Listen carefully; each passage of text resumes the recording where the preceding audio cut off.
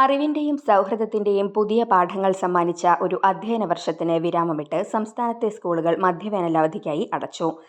SSLC higher secondary പരീക്ഷകൾക്ക് പിന്നാലെ 8, 9 ക്ലാസുകളിലെയും മറ്റ് താഴെ ക്ലാസുകളിലെയും പരീക്ഷകൾ പൂർത്തിയായതോടെ വിദ്യാർത്ഥികൾ ഇനി 2 മാസം നീളുന്ന അവധിക്കാലത്തിന്റെ ആവേശത്തിലേക്കാണ്. ജില്ലയിൽ ഇത്തവണ 80,947 വിദ്യാർത്ഥികളാണ് SSLC പരീക്ഷ എഴുതിയത്.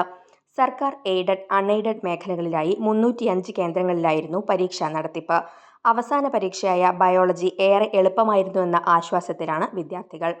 സാമൂഹ്യശാസ്ത്രം ഒഴികെയുള്ള ഭൂരിഭാഗം വിഷയങ്ങളും വിദ്യാർത്ഥികൾക്ക് വലിയ പ്രയാസം സൃഷ്ടിച്ചില്ലെന്നത് ഇത്തവണത്തെ പ്രത്യേകതയാണ്.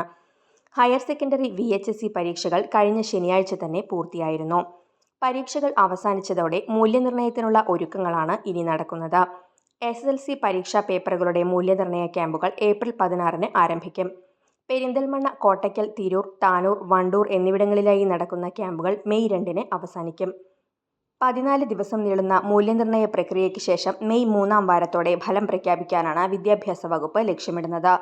മാസങ്ങൾ നീണ്ട പഠനഭാരവും പരീക്ഷാ സമ്മർദ്ദവും ഒഴിഞ്ഞ ആഹ്ലാദത്തിൽ സ്കൂൾ മുറ്റങ്ങളിൽ യാത്രയയപ്പ് ആഘോഷങ്ങളുമായാണ് വിദ്യാർത്ഥികൾ മടങ്ങിയത്. വഴിനീളെ വർണ്ണപ്പൊടികൾ എറിഞ്ഞും ഷർട്ടുകളിൽ ഓർമ്മക്കുറിപ്പുകൾ എഴുതിയും SSLC ബാച്ചുകൾ പടിയിറങ്ങിയത് നൊമ്പരവും ആവേശവും കലർന്ന കാഴ്ചയായി. ഇനി കൊടും ചൂടിൽ കുട്ടികൾ അവധിക്കാലം ആഘോഷിക്കും.